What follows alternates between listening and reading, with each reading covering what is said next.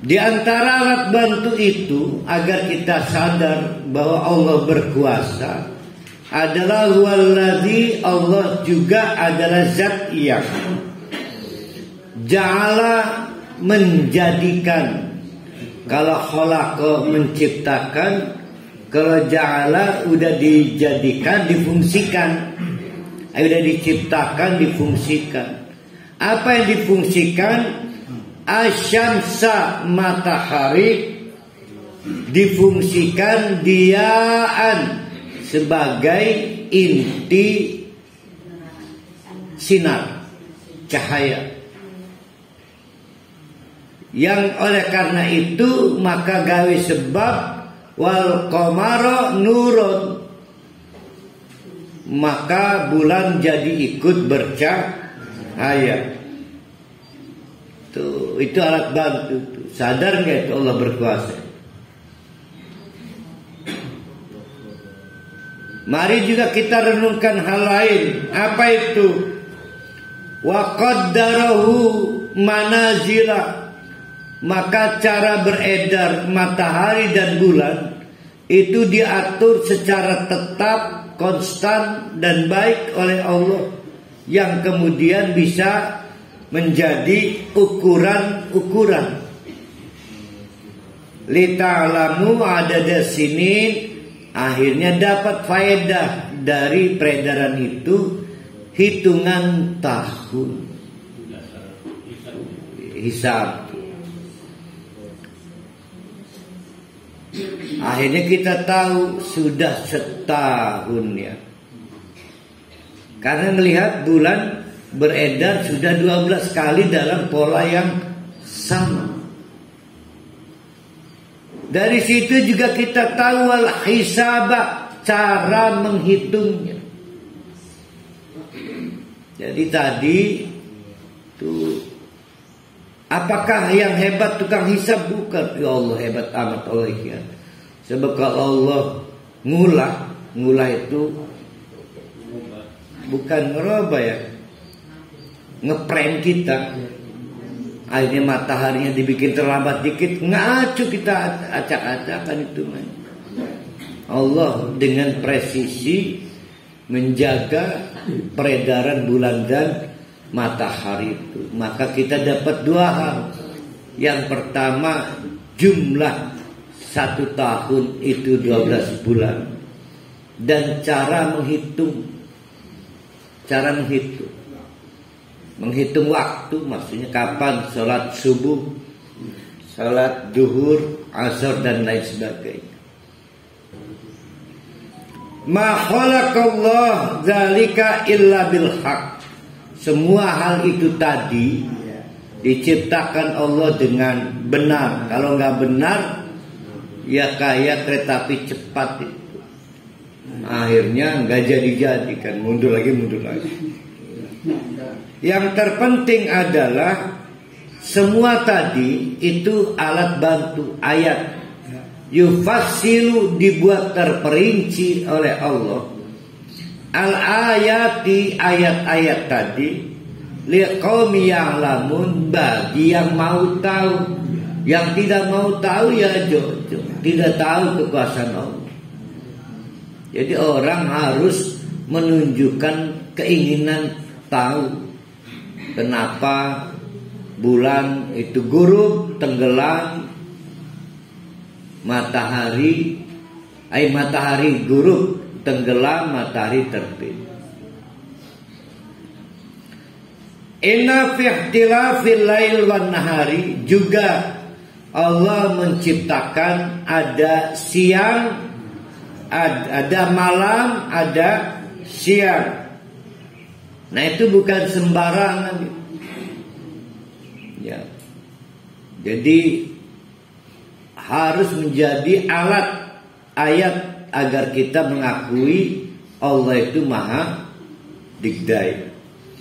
Wa ma khalaqallahu fis samawati wal ard la ayatin liqaumi yattaqun. Yang tadi liqaumi ya'lamun, sekarang liqaumi yattaqun. Kalau sudah tahu, naik tingkat.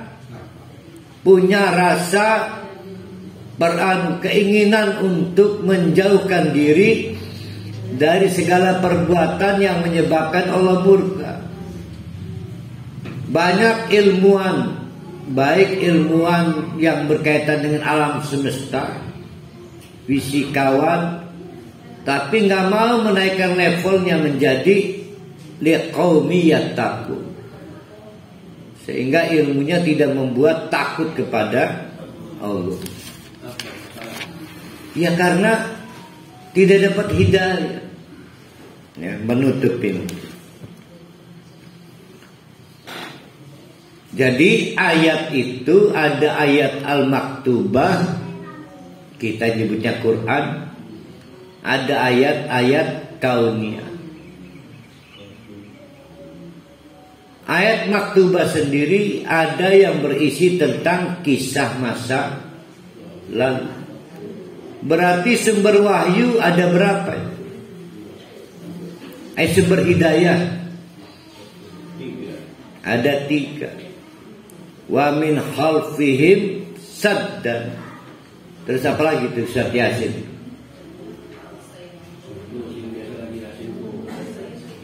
Para ahli kudu hafal Yasin.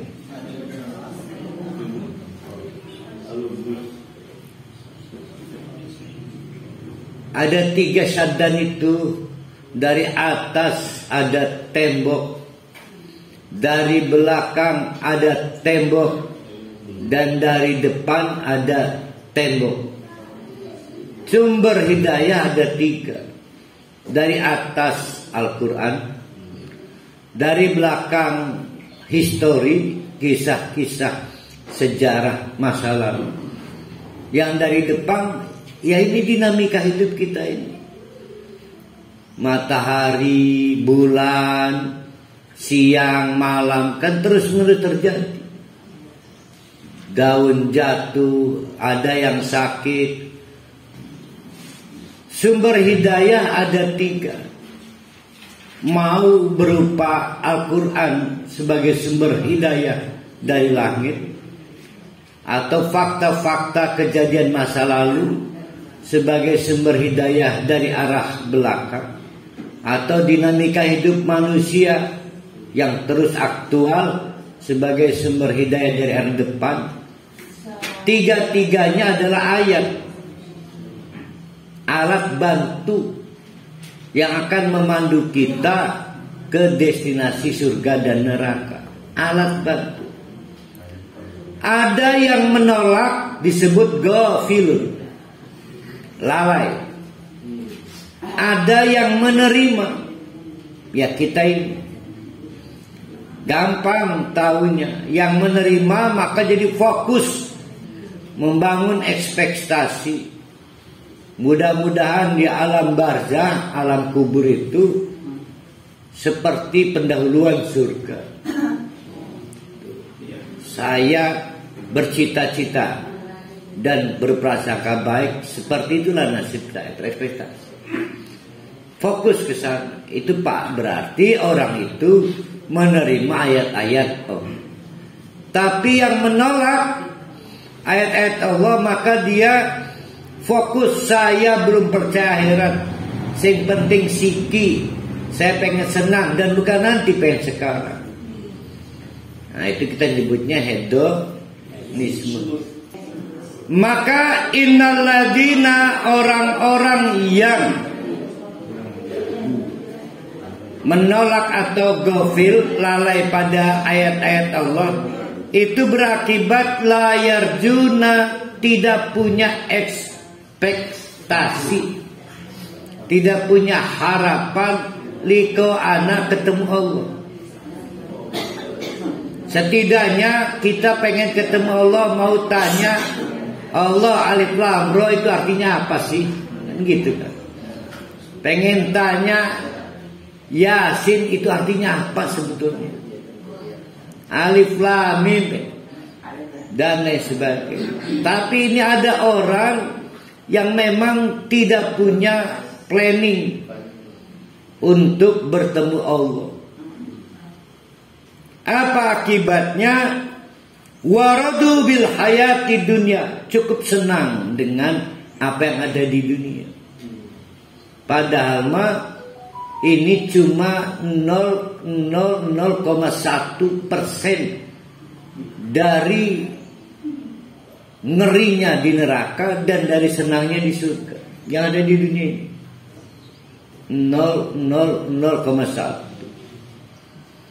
Yang oleh Pak Haji dibilang istriwati yang tercantik cuma 0,1 dengan pasangan yang dipersiapkan untuk Pak Haji di surga. Optimis aja Ustaz. Wah, optimis. Masih harus penasaran. Aku ya wamadun kan punya. Harus penasaran.